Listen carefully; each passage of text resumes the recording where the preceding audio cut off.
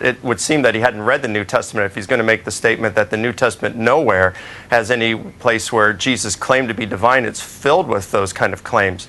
But I think what he's probably referring to are statements that can be historically verified or for which we have good evidence. For example?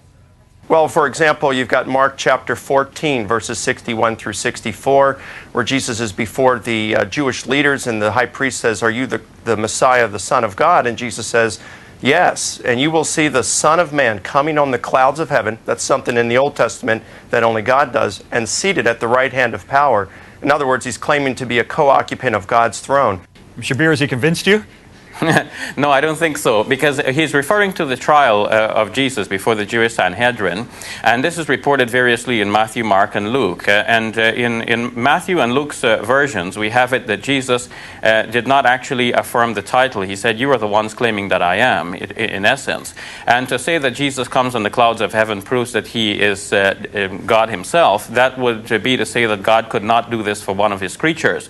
So I do not think that arguing from silence will make Jesus God. It is clear that to affirm Jesus as God involves a logical self-contradiction. It involves contradiction with the divine scriptures, and it involves also a religious problem. Now, I want to return you to that passage from the trial before the Jewish Sanhedrin. The Sanhedrin asks him, "Are you the Messiah, Son of the living God?"